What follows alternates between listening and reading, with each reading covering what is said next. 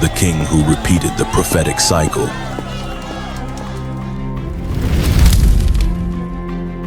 A mother in Iran doesn't know. When kings choose war, prophecy begins to stir. The silent cry of a mother in the scorching wind.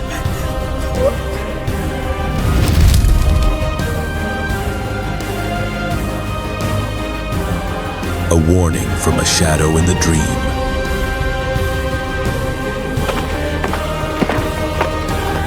When bloodlines meet the flow of promises,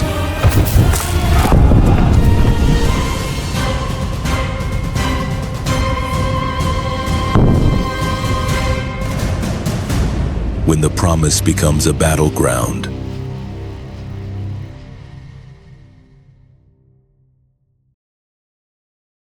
The storm did not begin with an explosion.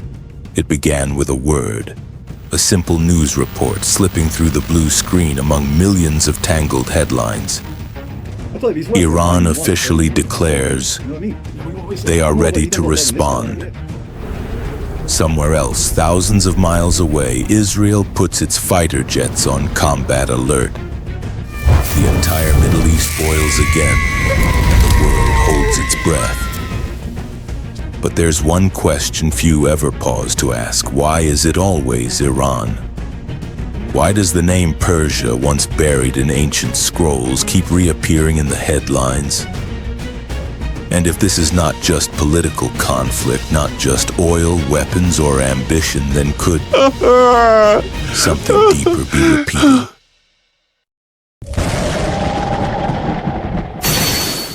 Welcome to Prayer Station.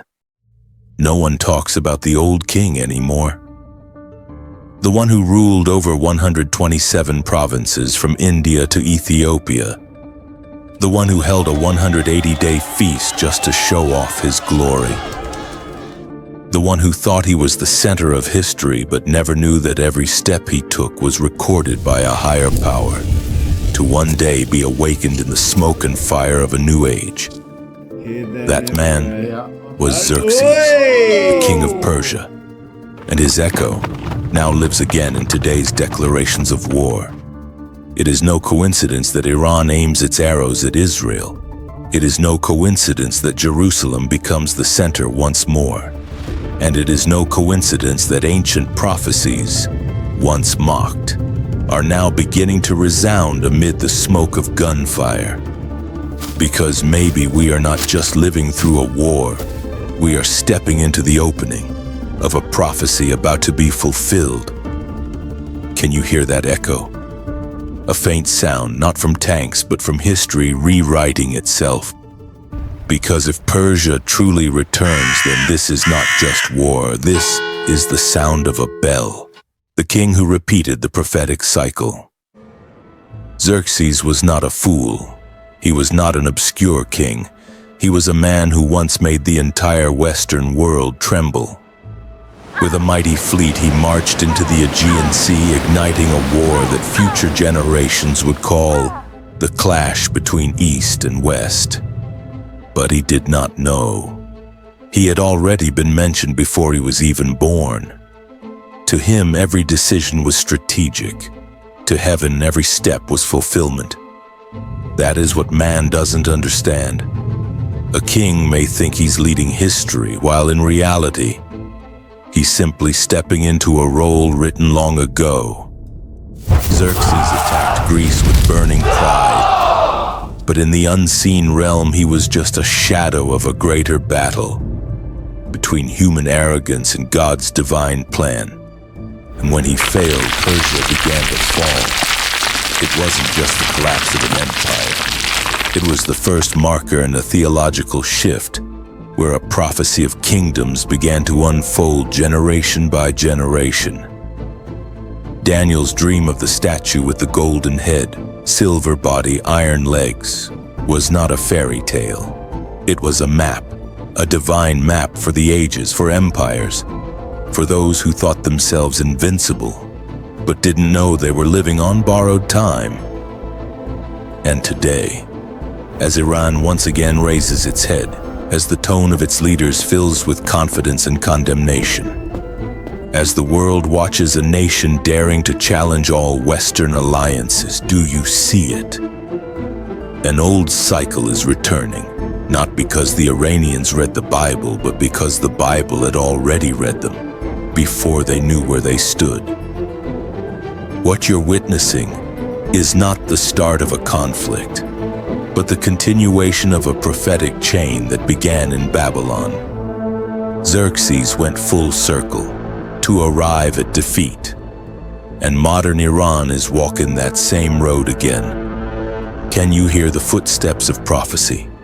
Can you recognize the familiarity in the voices of today's emperors? Because if history truly repeats itself, then what repeats is not the people, but the outcome. A mother in Iran doesn't know she's about to step into a vision. She has no throne, no war maps either. Only a small room in Shiraz, a slow spinning ceiling fan, and her son lying on his side on a worn-out mattress by the wall. The house has no phone signal, but it's filled with sighs. She's a mother like millions of others, waking early to cook rice, stitching the tear on a shirt, secretly slipping money into her son's pocket so he wouldn't know. But there's one thing that sets her apart. She's living in an empire about to catch fire, and her heart has begun to hear what the leaders cannot. For the past few weeks, the same dream returns each night. A barren field where the sky's color blurs between sunset and blood. Bodies collapsed, not screaming, not writhing, just silent as if they had never been born. And in the midst of that field stands one figure, dressed in white, holding a tightly sealed book. She can't see his face clearly, only hears one sentence whispered like the wind. Have you prepared for the end? She wakes abruptly, sweating even though it's cold outside. No one knows of that dream but her.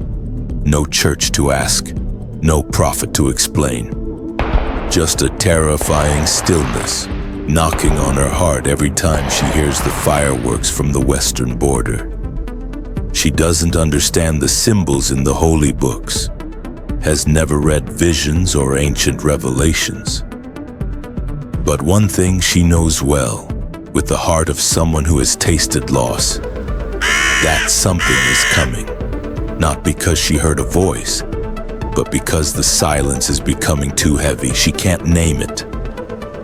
But every heartbeat is urging her to prepare for something the world is still asleep to. And while the news speaks of military meetings, of attack plans, of global responses, she simply looks at her sleeping son, wondering, if tomorrow he must go to the battlefield, is his name written somewhere that death cannot touch?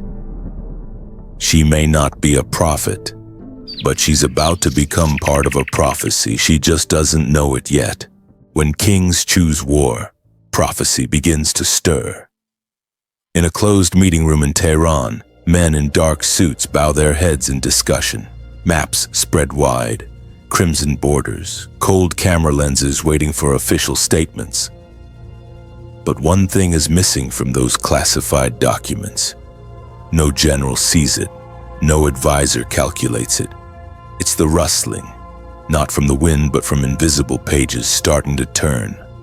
Because whenever a king chooses war, not only the earth shifts, but heaven moves too. No one notices, but in Israel, young men are beginning to gather. They don't look like ancient warriors, no bronze armor, no war horses. Only eyes, deep and silent, like they know they were born for this very hour. Across the border, in the underground tunnels of an armed group, missiles are being wiped clean, not to threaten, but to use. A commander presses his lips tight, eyes fixed on the screen replaying footage of Israel's emergency meetings. Not a word is spoken, but inside him a vow has already been sealed. This time, there will be no retreat. But that's only what the human eye can see. There's another battlefield, one no flesh and blood can measure. A thin layer of air between earth and sky is becoming thick like a storm about to break. Ancient powers dormant since the days of Darius and Babylon are beginning to stir. And prophecy, once dismissed as old text, has suddenly begun to move, slowly, like the first crack on a fortress wall. Not loud, just a shift in the atmosphere. You can't see it, but you know something is no longer the same. When kings choose war, people believe they are shaping destiny. But the truth is they are only playing their role in a script already written. And every decision they make not only leads to war, but leads to the moment when ancient promises begin to return. Silently, heavily, and irreversibly. The silent cry of a mother in the scorching wind. There was no wind this noon, but inside her chest a current was rising. Not because of the weather, but because of fear. She stood at the door, eyes watching her son fade into the distance, not to school, but to the military assembly point at the edge of the city.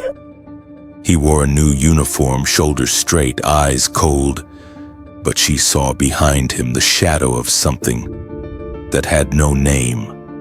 A shadow without form, a promise without voice, and a feeling that today a mother could no longer shield her child with a meal or a lullaby.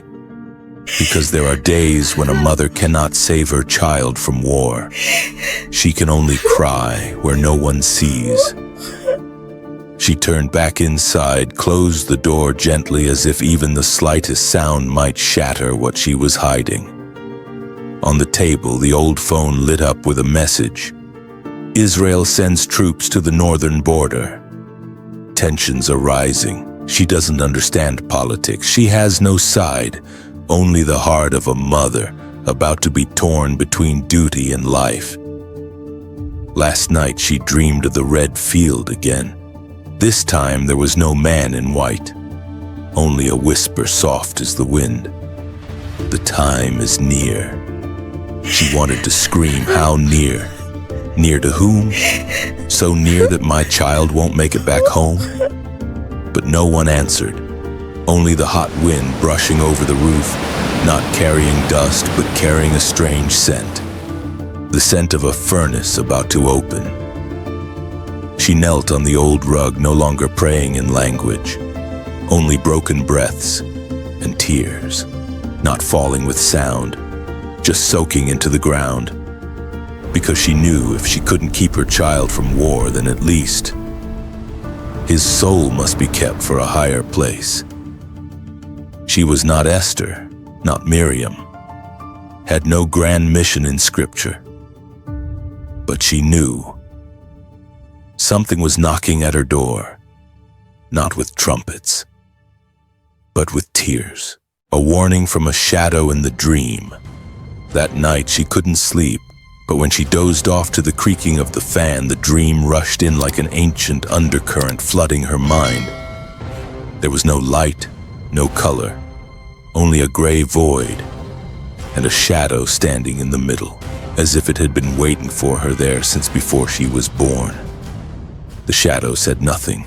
It had no face, no eyes, just stood there, still but heavy like a sentence being handed down. She stepped closer but couldn't touch it.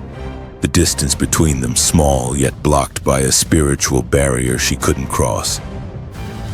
Suddenly a voice echoed, not from a mouth but from within.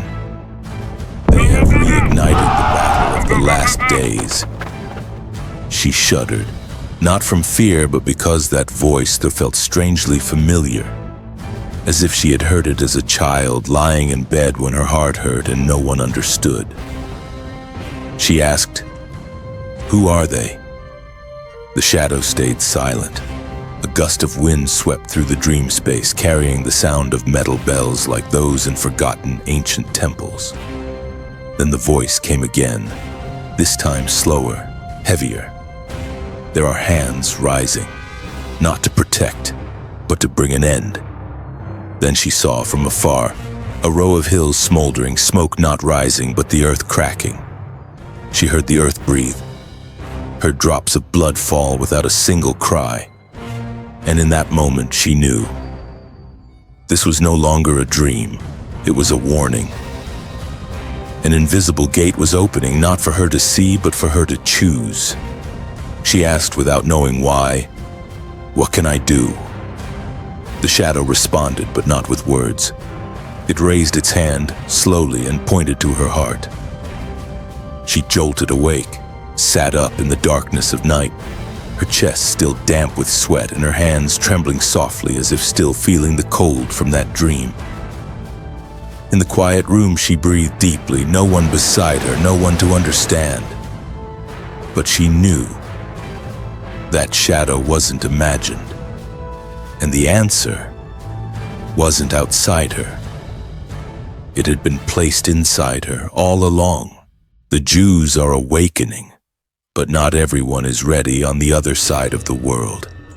As the sun still slept on the rooftops of ancient Safed, a Jewish man stepped out of the synagogue with moist eyes.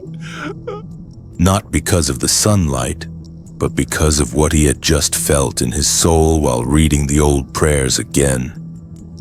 For the first time, as if they were reading him. He was not a priest, not a prophet, just an ordinary Jew with a heavy Galilean accent. But this morning, as he unrolled the scroll with trembling hands, he felt it clearly. Something was changing in the spiritual realm his people once belonged to. An invisible distance was shrinking, as if time itself was folding. And the words once sealed were now beginning to unfold page by page. On the streets of Tel Aviv, young Jews began gathering at Torah study centers, not to learn another teaching, but to find out why they are always hated, attacked, seen as a thorn among nations. They couldn't find the answer in history nor in politics. Only in the eyes of the elders, a question never spoken aloud. What chapter are we living in the end of? And if it's real, are we ready to look at it with our whole soul? A young woman stood at the western wall, eyes closed, lips saying nothing. But from the cracks in the stone before her, she felt a warmth rising, not from the rock, but from something older than memory, a feeling like the arms of the patriarchs touching her forehead. She did not cry, but her eyelashes touched like a silent prayer even heaven had to pause and hear. Because sometimes, awakening doesn't come with a trumpet. It comes with a shiver. No one taught her that. And no one taught those bowing their heads on the Shabbat carpet that they were entering a moment holier than the Day of Atonement. But they knew they were awakening. Only, not everyone is ready. Because heaven's invitation is never forced. It stands at the door and knocks. Slow, software. But if you don't open, it will pass by. In the furnace between nations, a name is being repeated. His name does not appear in international headlines, is not mentioned by world leaders in press conferences, nor brought up in emergency meetings of the United Nations. But something is happening, quiet, yet stronger than war. Amid the gunfire, rising waves of heat, there is another voice, one not from man, but from heaven. A name once forgotten, once replaced, once silenced, now being repeated not by the powerful, but by the broken. An Israeli soldier, after surviving a rocket strike, curls up in a shelter, whispering that name, not as a ritual, but like a child calling the long-lost father. A Palestinian child whose mother died in an airstrike, gasping and crying out that name, not because they understand, but because their soul remembers. No one taught them. No one led them to recall the ancient name, but somehow the earth still holds that sound, and the blood still repeats it. For a long time, humanity thought it could rewrite history with guns, with sanctions, with resolutions. But there is one scroll no one has ever been allowed to edit, and in that scroll, his name has never been lost.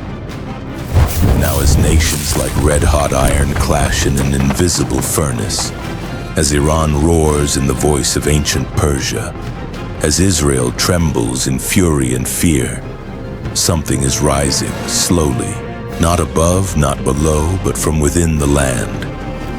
The land that once drank the blood of prophets, that once buried the fragments of the temple, that once heard his name shouted, then buried in the dust of kings and religion.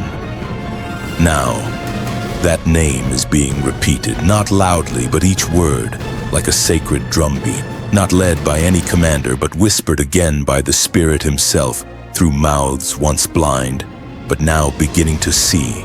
A name no one can control, no one can negotiate, no one can erase.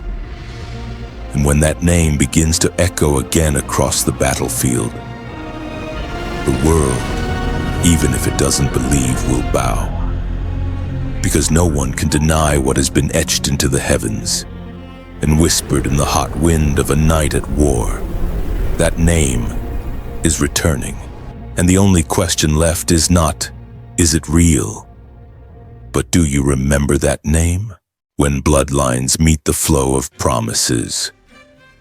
There are promises not made for a moment in time, but for a bloodline. Not because that blood is more noble, but because it once flowed through fire, through wilderness, through the loss of name, place, and even the meaning of its own existence. And the strangest thing about this bloodline is, it doesn't only flow through those born in Jerusalem. It flows also in those who have never set foot in the Holy Land. An African man reading the words of his ancestors feels his heart tremble as he hears of a covenant his forefathers once knew, but could no longer name. A brown-skinned woman in South America watches her child dream of a light calling them to a being they never worshipped. Yet when the child describes it, she realizes it is the name her ancestors once whispered deep in the jungle, long before the white man came. In America, a native veteran finds his great-grandmother's cloth, embroidered with symbols that resemble the ancient script used in the temple of old. No one told them anything, no teacher, no doctrine, only one thing, silent yet stronger than logic. A current is calling scattered bloodlines home, not back to land, but back to the name, back to the covenant, back to a word that never forgot them. And when the bloodlines awaken, the promise, once thought to belong to one nation, begins to unfurl like a river flowing back upstream. No longer blood to blood, but spirit to soul. No longer who is a Jew, who is a Gentile, but who still hears the call and who will answer. For before the final kingdom is established, before every knee shall bow, there will be a moment when every scattered child from every continent, every skin tone, every tongue, must face something unavoidable. That name is not a symbol, it is an invitation.